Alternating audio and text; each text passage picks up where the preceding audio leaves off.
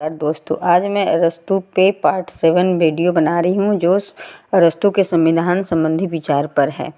तो संविधान संबंधी विचार ये रहा, अरस्तू के संविधान संबंधी विचार। अरस्तू अपनी पुस्तक पॉलिटिक्स के चौथे भाग में संविधान संबंधी विचार व्यक्त करता है।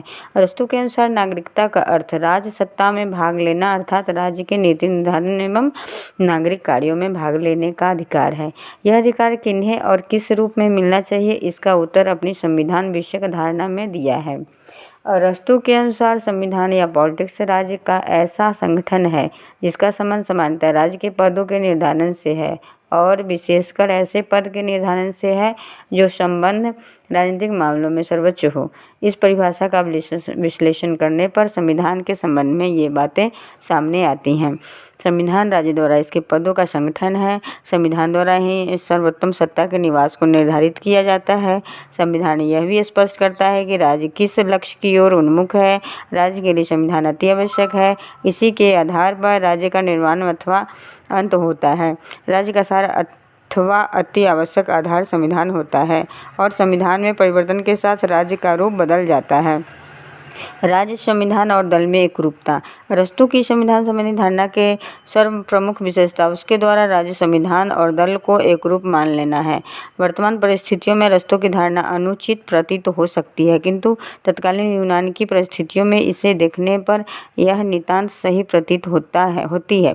यूनान के लगभग प्रत्येक नगर राज्य में वर्गतंत्रियों और जनतंत्रियों के बीच संघर्ष चलता रहता था। उनमें से एक दल की विजय का अर्थ केवल यही नहीं होता था कि उसके नेता सरकार बना लें, बल्कि इससे राज्य के आधारभूत रूप में भी परिवर्तन हो जाता था और जनता के नैतिक, सामाजिक तथा आर्थिक मूल्य भी बदल जाते थे। इस प्रकार एक दल के स्थान पर दूसरे दल की विजय या संविधान के रूप में परिवर्तन का परिणाम एक क्रांति होता था। रूस तथा चीन में क्रमशः 1917 तथा 1949 में जो कुछ हुआ वह अरस्तू के अर्थ का जीता जागता उदाहरण है।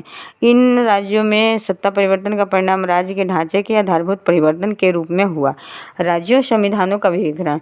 राज्यों का सर्वप्रथम वैज्ञानिक वर्गीकरण अरस्तू के द्वारा किया गया है। अरस्तू ने अपना यह वर्गीकरण 2 आधारों पर प्रस्तुत किया है। संख्या का आधार। संख्या के आधार पर तात्पर्य यह है कि प्रमुख प्रभुत्व शक्ति का प्रयोग कितने व्यक्तियों द्वारा किया जाता है। नैतिक आधार। इसका तात्पर्य यह है कि शासन करने वाले व्यक्तियों का उद्देश्य क्या है।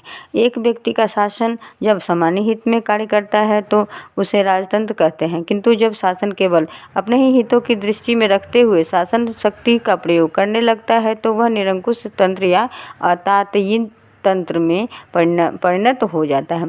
थोड़े से व्यक्तियों का शासन जब सामान्य हितों में कार्य करता है वह कुलीन तंत्र है, किंतु जब वह केवल शासकों के हितों को ही दृष्टि में रखता है तो वह अल्पतंत्र या धनिक तंत्र के में परिणत हो जाता है। जब अनेक व्यक्तियों के द्वारा सामान्य हित को दृष्टि में रखते हुए और व्यवस्थित रूप में शासन व्यवस्था का संचालन किया जाता है तो वह बहुत तंत्र या संवैधानिक तंत्र कहलाता है, किंतु जब अव्यवस्था फैल जाती है और भीड़ के ही हितों को ध्यान में रखा जाता है तो वह भीड़ तंत्र कहलाता है। अरस्तू ने इस भीड़ तंत्र को ही डेमोक्रेसी का नाम दिया है और बहुतंत्र या संवैधानिक शब्द का प्रयोग उस अर्थ में किया है जिस अर्थ में आज प्रजातंत्र शब्द का प्रयोग किया जाता है। तो ये आज थोड़ा शॉर्ट वीडियो हुआ है जो इस टॉपिक में इतना ही है, संविधान संबंधी विचार अरस्तू के। और आगे मैं अरस्तू के चक्रीय परिवर्तन पर वीडियो बनाने वाली हूँ, तो आप अच्छे से इसको पढ़ लीजिएगा, नोट्स बना लीजिएगा। नमस्कार।